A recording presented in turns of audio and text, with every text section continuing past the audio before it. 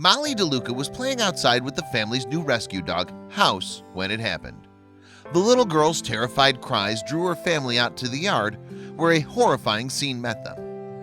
At first, they saw the dog's erratic behavior, then they saw the blood. Adam and Danya DeLuca live in Tampa, Florida, with their two children, 7-year-old Molly and her younger brother, Joey. For a long time, they also lived with a German Shepherd mixed dog called Bailey. The furry family member meant the world to Danya. Bailey was with DeLuca for the most emotional moments of her life until his passing in March of 2016. But just days after his death, she decided to rescue again. "I knew I had to do something good with Bailey's loss," Danya wrote on Facebook on May 22, 2016. Despite Adam's confusion, he went along with his wife's wishes, and they adopted a German Shepherd called House. The family's fears about the adoption being premature were immediately forgotten. Danya described the transition in an interview with The Today Show on May 16, 2016. "House just bonded with all of us so quickly," Danya reported. "It was like he was always part of our home.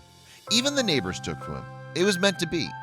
He especially loved the children and took it upon himself to make sure that they were safe." The mom of two elaborated, "Especially at night, he's very protective of the kids. He follows them around, he takes care of them." Additionally, Danya told the local media that it's common practice for House to patrol the garden with the intention of guarding his charges. 2 months after his adoption, House accompanied little Molly when she wandered outside into the DeLuca's yard. She went to gather up dog toys, and the big German Shepherd followed her. However, something other than chew toys was lurking in the grass that day. As Molly's grandmother watched from the doorway, House started acting in a strange way. She observed him leaping at something in the vegetation several times, but each time he recoiled as if struck. Consequently, Grandma DeLuca went over to investigate. That's when Molly's grandma noticed that House had been shielding the little girl from an eastern diamondback rattlesnake. Diamondbacks are not only the biggest and heaviest rattlesnakes in the US, they're also North America's deadliest serpent. In humans, their bite has a 30% chance of ending in fatality. Although diamondbacks are not violent by nature, this one clashed with House, who fought to protect Molly. The erratic behavior that Grandma DeLuca witnessed was House attacking the snake. She also saw the dog recoiling from the serpent's bite when the diamondback sank its fangs into it. For Molly's part, the whole ordeal terrified her. "I was really scared," she told ABC News on May 18, 2016. Her mother added, "Molly wasn't particularly paying attention, but she saw the aftermath. What the little girl experienced must have been traumatic." According to Grandma DeLuca, the diamondback's bite left House's leg pouring blood. Furthermore, despite being on his feet, he couldn't hold any weight on his front paw. Within minutes, the dog's condition deteriorated to the point where he couldn't stand up.